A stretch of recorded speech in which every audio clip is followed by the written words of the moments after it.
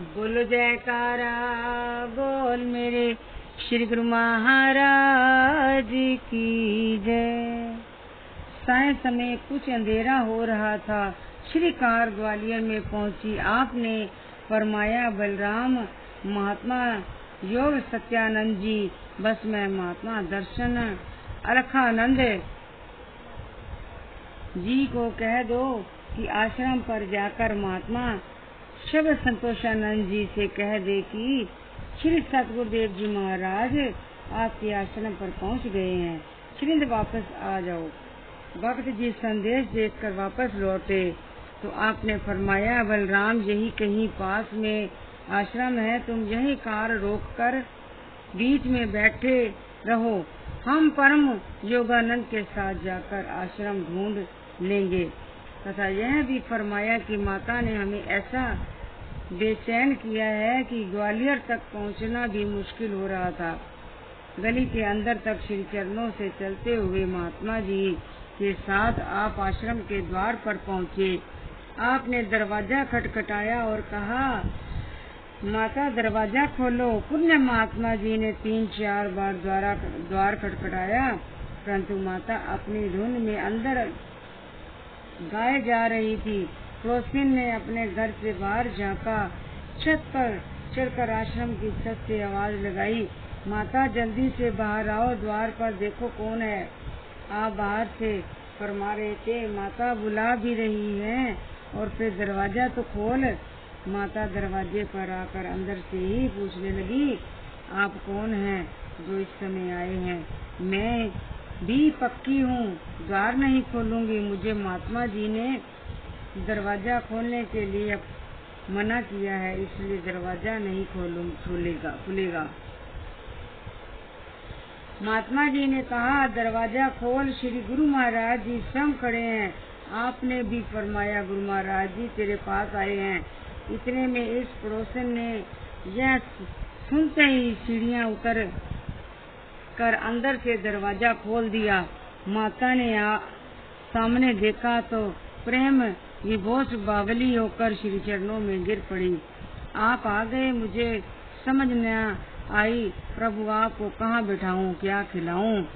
आपने फरमाया माता सीधा मंदिर में ले चल।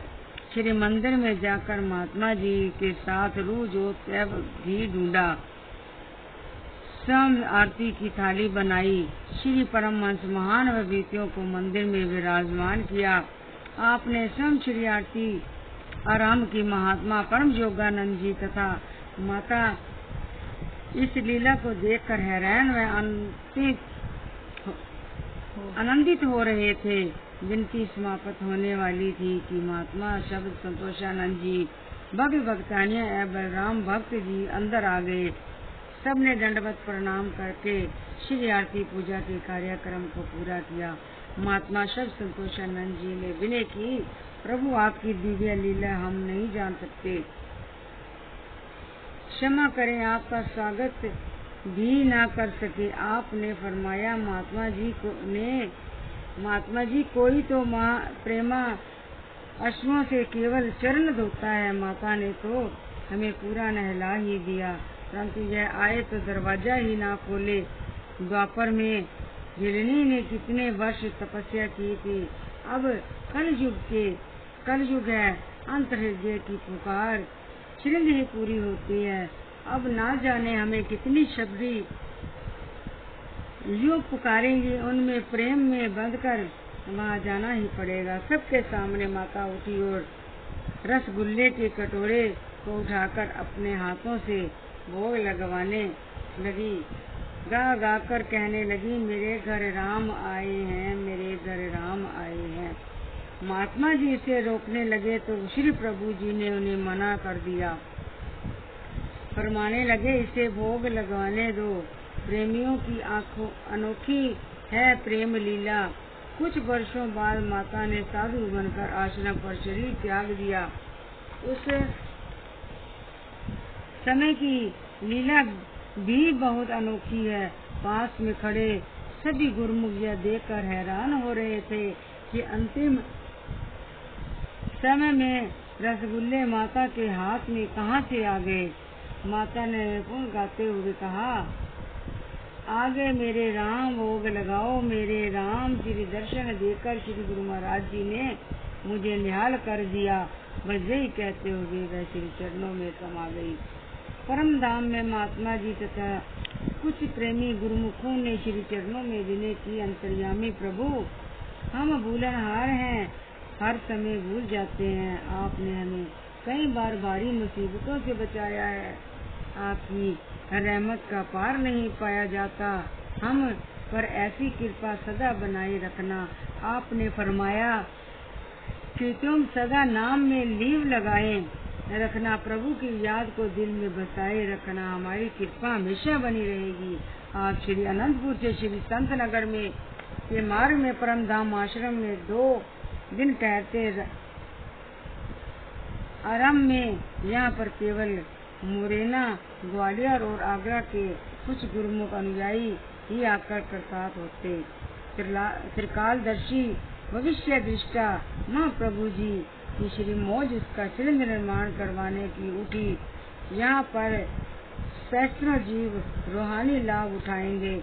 इसी लक्ष्य को दृष्टिगत रखते हुए श्रिंद इसके विकास की और ध्यान दिया। छोटे से स्थान पर ऐसी रूपरेखा बनाई जिसे देखकर आश्चर्य होता है। एक और भक्तियानियों के आवास स्थान तथा संगतों के विश्राम के लिए प्रबंध करवाया।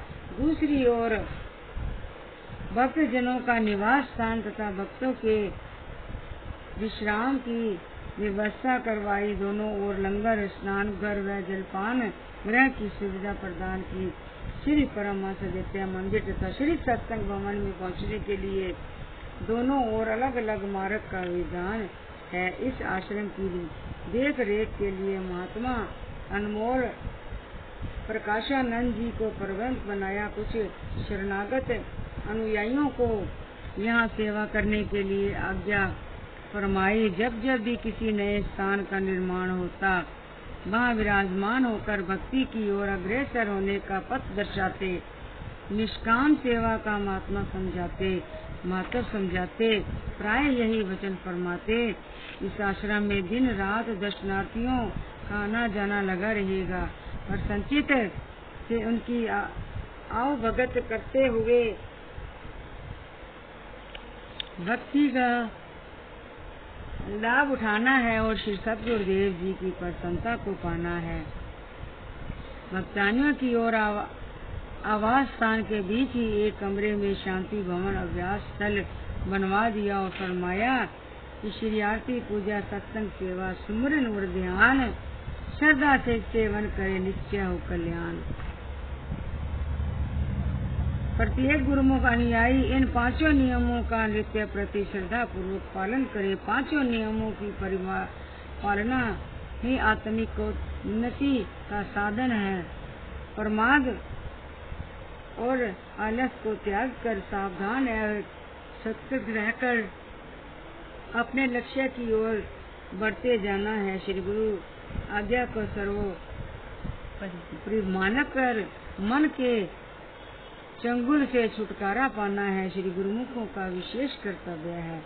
आपने फरवरी सन 1969 में श्री मोजानुसार श्री परमहंस अद्वितीय मंदिर की नींव का मुहूर्त निज कर कमलों से किया। दिनांक 15 दिसंबर सन 1982 बुधवार को उस श्री परमहंस अद्वितीय मंदिर में श्री परमहंस महाविभूतियों की प्रतिमाएं विराजमान कर इस आश्रम का शुभ नाम परम धाम फरमाया।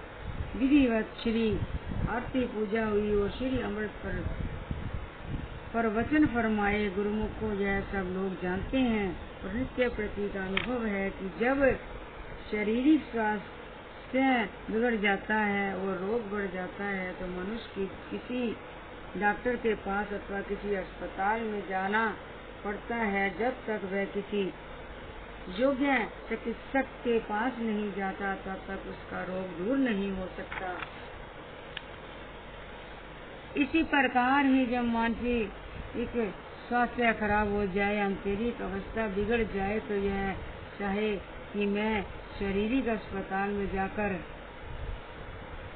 स्वस्थ हो जाऊं तो ऐसा कदापि नहीं हो सकता। मानसिक रोगों को दूर करने के लिए रूहानी चिकित्सालय की ही जरूरत पड़ती है। जब तक रूहानी चिकित्सालय में नहीं जाऊंगा तब तक उसको मानसिक शांति या आत्मिक सुख की प्राप्ति नहीं हो सकती। युग युग अर्थात अधिकाल से यह नियम है कि कुदरत प्रत्येक की हार्दिक मांग को पूरा करती है। आप दुनिया तो मोह माया में मोहबत्तीला है, उन्हें अपनी आत्मोन्नति का कुछ ध्यान ही नहीं, परंतु प्रेमी जन जिज्ञासु जिनकी जन्म जन्म में यही मांग रहती है कि हमारी मानसिक अवस्था ठीक रहे, हमें रूहानी खुराक मिले और शाश्वत आनंद की प्राप्ति हो। उन पुण्य संस्कारी जीवों की मानसिक बीमारी को दूर करने के लिए उनकी आत्मा बलिष्ठ एवं निरोग बनाने के लिए कुदरत की ओर से रूहानी चिकित्सालय का प्रबंध किया जाता है। इसी विधान के अनुसार श्री परमहंस द्वितीय मंदिर परमधाम ग्वालियर में, जिसका उद्घाटन आज बड़े उत्साह और धूमधाम से हो रहा है, उन प्रेमियों के लिए उनकी कई जन्मों से यह मांग थी कि भक्ति पथ पर चढ़ने के लिए ऐसे मंदिर और सत्संग भवन का निर्माण हो जहाँ से रूहानी लाभ प्राप्त हो सके। संत पुरुषों ने उन पुण्य संस्कारी जीवों की मांग को पूरा करने के लिए श्री मंदिर का निर्माण करवाया, ताकि यहाँ से नित्य प्रति सत्संग दर्शन तथा सेवा से रूहानी लाभ प्राप्त कर सके। गुरुमुख व भक्ति अभिलाषी रूहों की आंतरिक यही पुकार थी कि मानसिक रोग की औषधि मिले और आत्मिक लाभ की खुराक मिले तथा परमात्मा से बिछड़ी आत्मा मालिक से मिल जाए। अब विचार करो कि ऐसा कार्य कहाँ पर हो सकता है। यह कार्य जब भी संपन्न होगा भक्ति के केंद्र में ही जाने से होगा, और हो सकता है यह भक्ति देश अथवा विदेश कहीं भी भ्रमण कर लो, दुनिया में खोज लो, यह भक्ति के केंद्र के अतिरिक्त कहीं भी प्राप्त न हो सकेगी। सत्पुरुषों का फरमान है, भरमे माही ना विजवे नाम भवे विस्तर देसु, अंतरी मिलू न उतरे रिंगु जीवनु रिंगु वेसु। होरु तिके भक्ति न होवई बिनु सतगुरु न उपदेश। अर्थात इंसान दुनिया में चाहे कहीं भी चला जाए और सोचे कि मैं स्वयं भक्ति धन एकत्र कर माला माल बन जाऊं, तो वह अपने पुरुषार्थ और बल से उसके रहस्य को नहीं पा सकता। यदि भक्ति धन पाकर धनवान बनना है तो वह केवल सत्पुरुषों का ही द्वार है, जहाँ से भक्ति की झोली भर सकता है। सत्पुरुष इस मार्ग को पूरा कर सकते हैं। बोलो जयकारा बोल मेरे श्री गुरु महाराज की जय।